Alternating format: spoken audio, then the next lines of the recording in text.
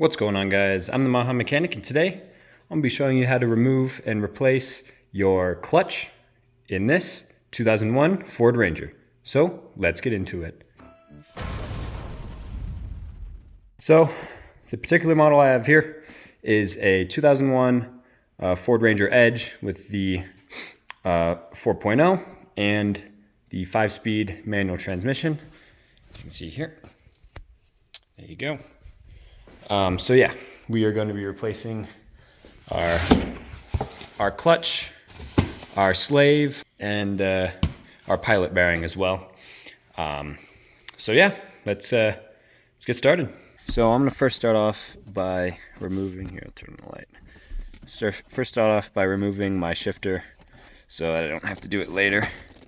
There are 2 bolts, if you lift up the boot here on the cup holders. 2 bolts, one there and one on the other side here that hold this whole thing down. Remove those bolts and we'll slide this cup holder piece out of the way. So they're 2 Phillips head bolts. Once you get them removed, this thing should slide up. So I think this will be a whole lot easier for removal and reinstallation. If you can see under there, we just need to remove that nut and slide that pin out, the little bolt I should say. It'll be easier for removal and reinstallation if I just leave it as is, stick my hands up in there and remove the bolt so that this whole thing comes off as one unit and I don't have to fiddle around with this stupid boot. So as you can see, this is what it looks like. The pin, after a few taps with the hammer, pops right out. Don't go wailing on it, but should just take a little bit of tappage, and then boom, as you saw there, the shifter will just come right up like that, right off the transmission. Set this down there out of the way. Anyway, we are going to remove this plastic piece here, and it looks like there's more Phillips head screws on all 4 corners. Going to remove that, and once you got all the bolts from that removed, pop that bad boy off. So up next, once you have this plastic piece removed, I'm going to remove these 3 torque screws. You can see here, here, and up here.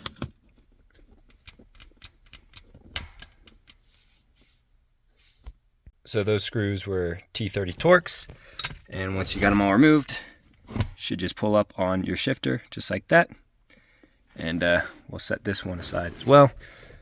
And now we can finally go down underneath and start removing our transmission. Alright, so now that we're underneath the car, as you can see, I have a 4-wheel drive model. There are a couple things that we need to remove. I'm going to start by removing my exhaust, or I'm going to start putting penetrating oil on all of the bolts I'm going to need to remove. As you can see here, exhaust comes right underneath the transmission, so we're going to have to remove our exhaust from the headers back, and I'm just going to remove this whole section back until here, so this piece is out of my way as well. I'm going to do this, or I'm going to try to do this with the transfer case still attached. I do have a transmission jack, but if you don't have a transmission jack, I would recommend you get a transmission jack. It would be a lot safer. But if you're insistent on you don't need one, I would recommend you take off the transfer case, just because you, instead of having something that is about 4 feet long, 4.5 feet long to balance on a small jack, you have something that is about 3 feet long. Yep, we're gonna have to remove our front and rear drive shafts. This one will have to come off completely, it looks like, because we're gonna probably hit here where the starter is on the bell housing. So that one's pretty easy. Remove the bolts here, remove the bolts there. I'll set the camera up and let you guys see me work. So I'm gonna start by removing all the electrical connectors so that go from anything that I'm removing to the body, like our transfer case connectors here. We have a couple of electrical connectors on the transmission and our O2 sensors. Again, I need to spray these just in case with some penetrating fluid. And there's one back here. I'm gonna get all my electrical stuff off of the transmission. There's also another connector here I see. And once I got all the electrical stuff off, I will start removing our clutch lines for our slave right here. And then I'll start removing our big stuff.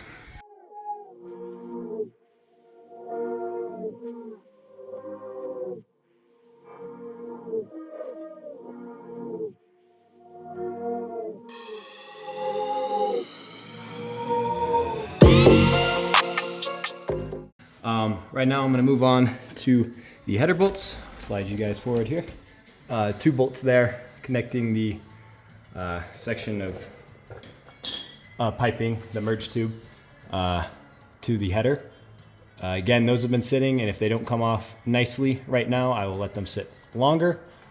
I'm not in a rush. Don't be in a rush or else you will break things. So, can't get any of the exhaust bolts off, so I'm just going to switch to doing the drive shaft.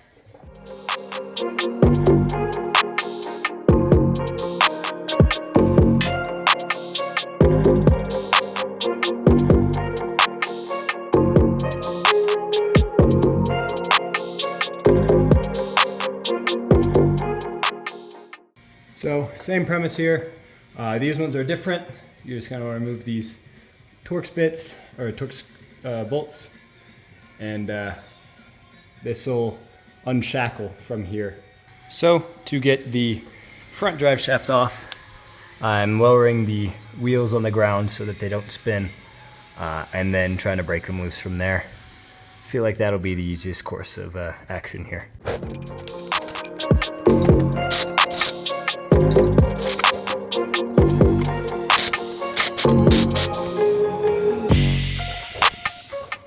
Alright, so after a lot of persuasion, I got all the bolts off, and those bolts are definitely not coming off. So I removed these up here, and probably have to get a new gasket for that, but we'll see. Anyway, I'm just gonna shift the whole exhaust back from here so I can get this little Y pipe out. And then I can continue taking off stuff from the transmission to start dropping it out.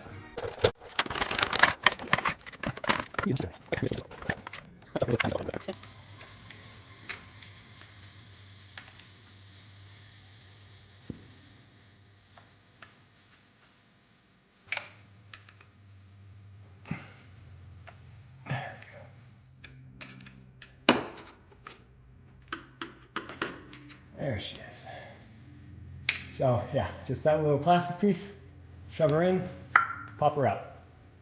So we're gonna come back to this afterthought of a starter.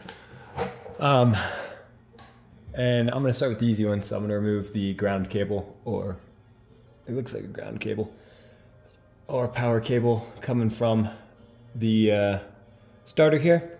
This is actually a bolt that goes through to the bell housing. So this one needs to be removed. Basically, remove the nut on here and then remove this. And it's one of the bolts that holds the starter on. So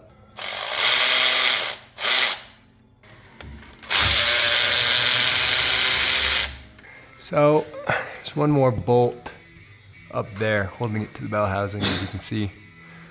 Remove that one as well. So I got both of the bell housing bolts loose. I'm gonna try to jimmy this thing out of here. It's still connected to some of the electrical components at the top, but no point in taking it all the way out if it's just gonna sit there and be out of the way. Yeah, that'll sit there. So now it's time to remove the transmission. But now we can start removing these 13mm bolts. So some of them are going to be easy, and some of them are going to be insanely hard. So prepare yourself.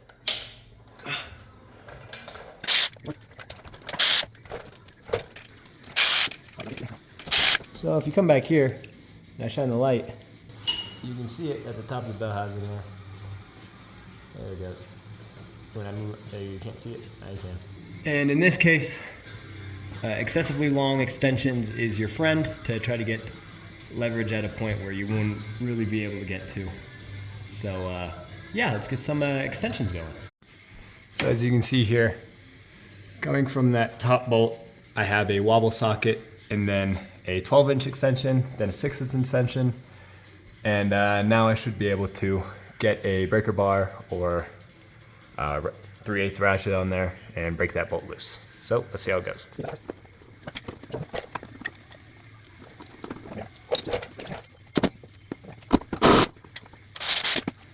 I am going to drain the transmission of all fluids. Anytime you're draining a diff or a transmission or like this to replace the fluid, always open your fill plug first, because if you can't get that out, but you can get your drain plug out, then you're going to be stranded with no fluid in your transmission. So always take your fill plug out first before your drain plug. So yeah.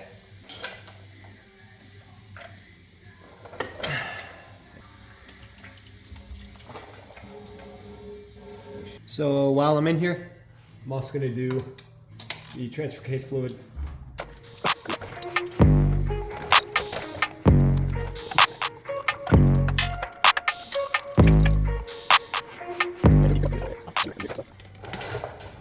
So we got one more bell housing bolt here and there. Coming over here, we have one here and one up there. And that should be it. 1, 2, 3, 4, 5, 6, 7. Yeah. That should be it. I'm gonna leave this one and the one on the side here for last until I can get my transmission jack up underneath here, up under the cross member.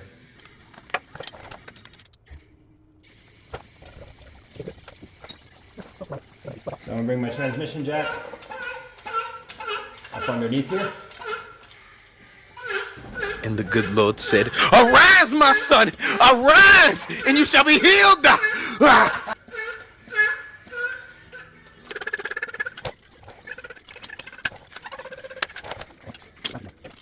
Alright, so it looks like I'm just gonna remove this bolt because it also attaches to the exhaust, which I don't want to remove at this point in time. So I'm gonna remove this bolt, this bolt, this bolt, this bolt, this bolt, and these two right here.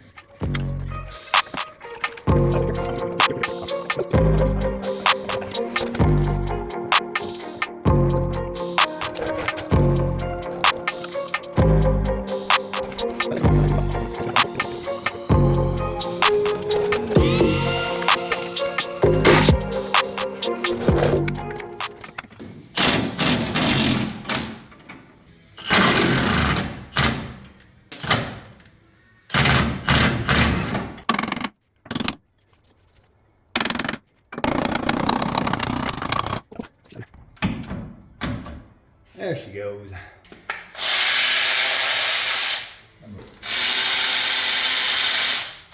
Now that we got all the bolts out, time to yank her out. So it appears I missed a bolt. See if you can see it up there. There is one between this bolt and the top bolt, so. All right, now let's start trying to yank this thing out.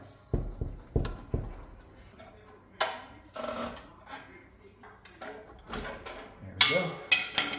She's loose. And we can start trying to bring her down.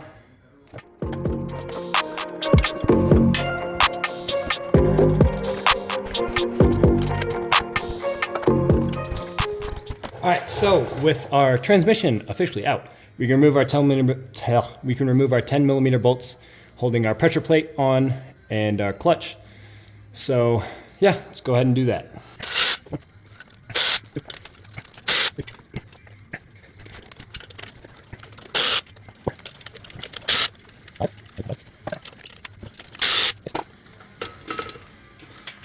Move that bad boy. All right, now next order of business. Removing our flywheel here. So these are an E12. See what that looks like. E12. Basically, they're just inverted Torx bolts. Don't know why they decided to go to inverted Torx bolts on the 4.0, but yeah, beggars can't be choosers, I guess.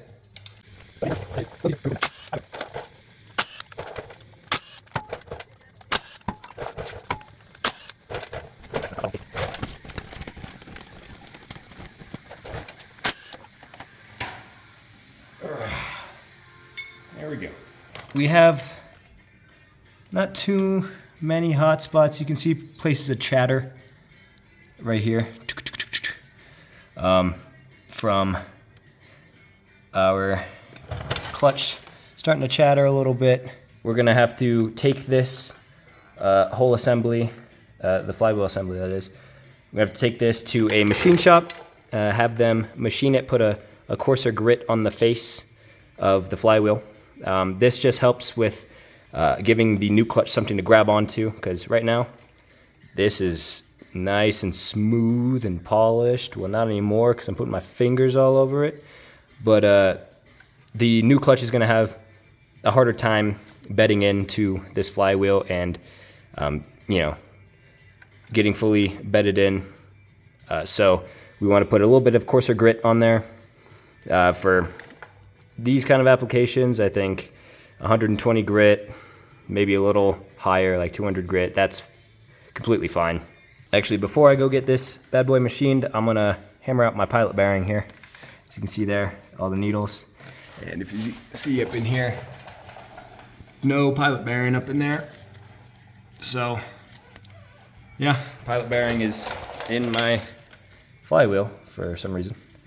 But I'm just gonna get a bolt or a socket of the same diameter. Maybe like a 15.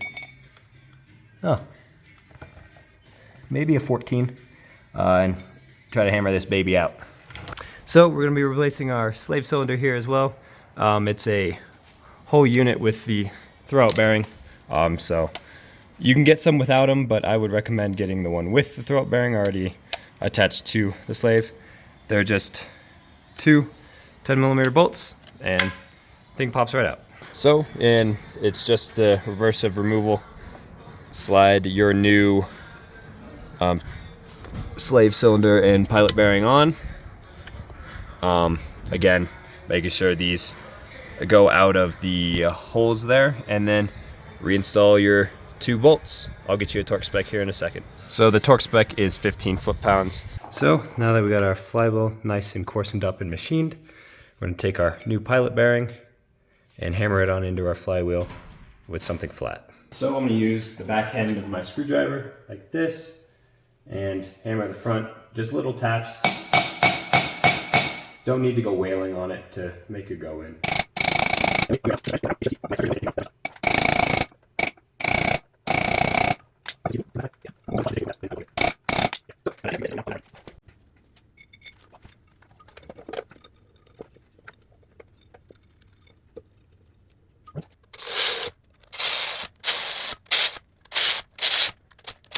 Now it's time to go through and torque them all to 60 foot-pounds in a star pattern. As you can see here, I put a wrench from one of the transmission bell housing bolts to one of the flywheel pressure plate bolts, and this should hold it so that I can torque it down without it spinning.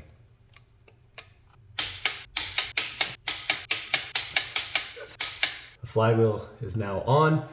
We need to make sure to clean it down with brake clean and a cloth to make sure we don't leave any oils that could create hot spots when we're bedding in the clutch and whatnot. So, yep, let's remove our handy dandy little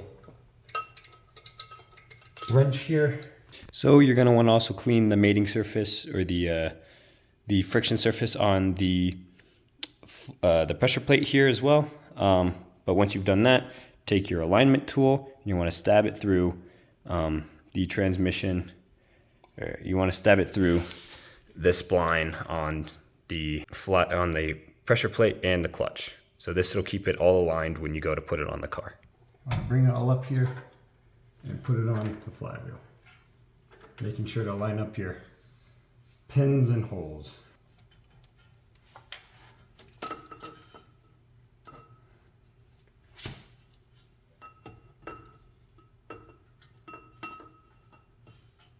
So it looked like I wasn't recording, but I got the flywheel in and all the bolts hand tight.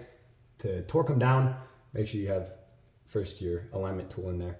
To torque down the bolts, you're gonna wanna, again, go in a crisscross pattern, but don't tighten one all the way. Tighten one like a turn, then go to the next one a turn, a turn, a turn, a turn, a turn, until they're all really tight. And then once they're tight from there, you can go and torque them down to 20 or so foot-pounds.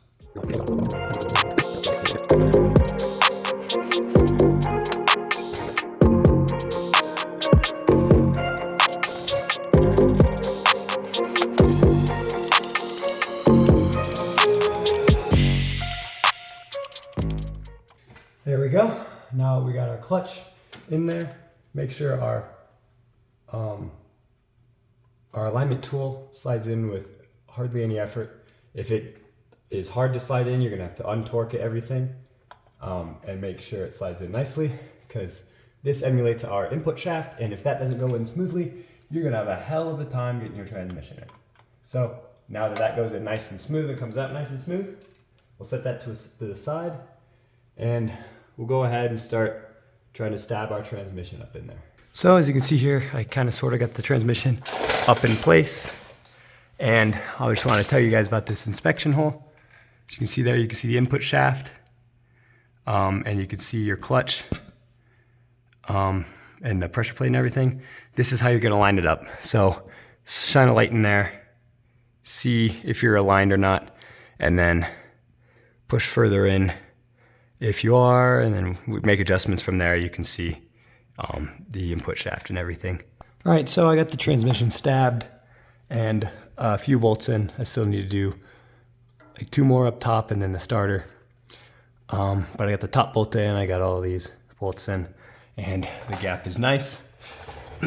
The trick to this, there really isn't a trick. It's just jiggle the hell out of it and push. Jiggle, twist, push, jiggle, twist, push, and then listen for some clunks. You should hear a nice clunk when everything goes in. But right now, I am going to get the cross member back in, just so that I can reshift my jack to not be at a weird angle, because to get the transmission in here, I had to have my trans jack not in the center of mass. I had to have it forward, and it was hitting this, that's why. So I had to move it forward. I'm gonna put the cross member back on, lay the transmission back down on the cross member, and then get the rest of the bolts in, supporting it when needed. So let's do that now.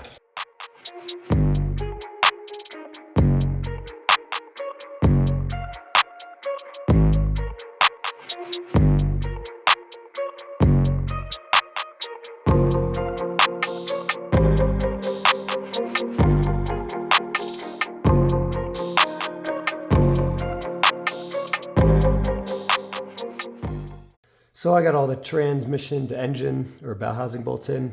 Now I'm going to torque them down to 40 foot-pounds. Okay, so I just had a little fiasco with the transmission. This wiring harness I didn't check was out of the transmission. Well, I checked that the main harness was, but not the little O2 sensor. And I started, tightening it down, and then the torque numbers started to feel weird, because it started to feel pretty tight, but it never got really tight. So I decided to trace my hand up the side of the bell housing and then I felt that I was squishing some wires between my engine and my transmission. So I had to loosen all the bolts, pulled them out, retorqued it all. So sorry I didn't film much of that, but I got a few. Now that we have all those torqued down, we can come back here and do these to 50 foot-pounds, these bolts here, and then these two nuts to 75 foot-pounds.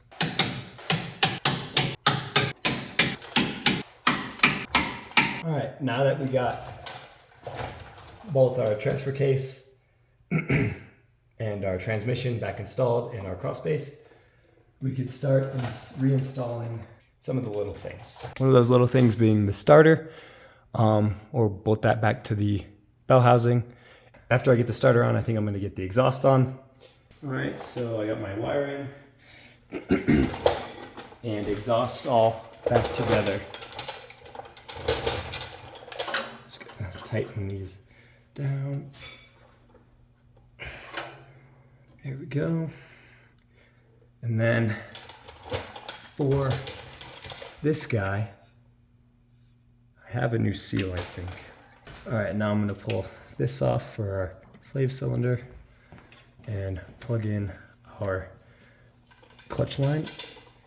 Kind of just push it in there and then it'll clip, and then that ain't going anywhere. Good. Now,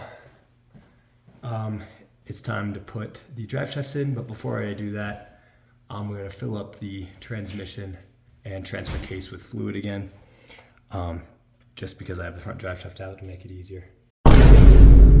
All right, so to bleed this, the best way I found, I'm stealing this method from a mechanic that I know that has been doing this for years.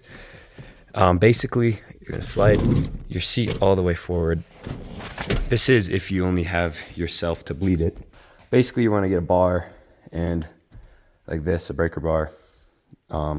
Move your seat all the way forward so that when you're pumping it and you stop pumping it, you can compress the pedal all the way to the floor and keep it there with your breaker bar and not have it move.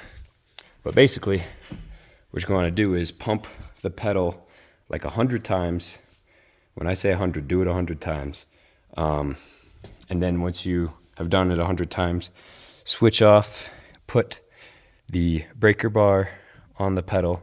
Well, I should first say, don't let it back up after the 100 pumps. Leave it to the floor after 100 pumps, and then just shift your foot off the pedal or your hand, whatever you're doing it with, and replace it with this.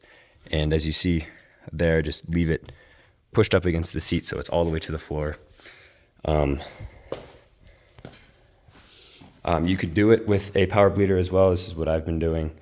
Put like 7 PSI of pressure on the reservoir and then start pumping and everything. But once you got the 100 pumps and it sits there, go underneath and pop the bleed screw. As you can see, there's a whole bunch of mess down there. Pop the bleed screw.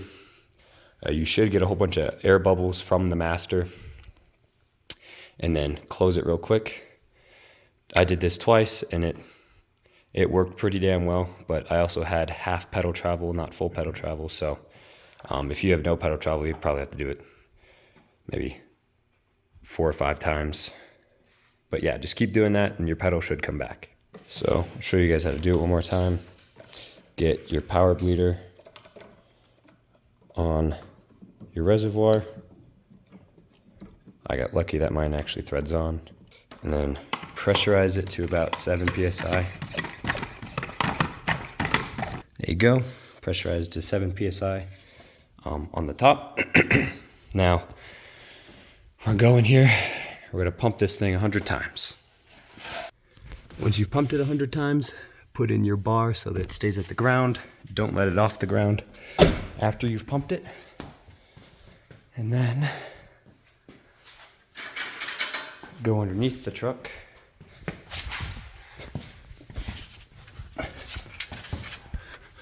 Find your bleed screw up there and pop her loose. And there you go. You got your clutch all done on this Ford Ranger. If you found this video informative, please be sure to leave a like on the video, subscribe to the channel for more. Remember, no matter experience or your skill level, keep on improving.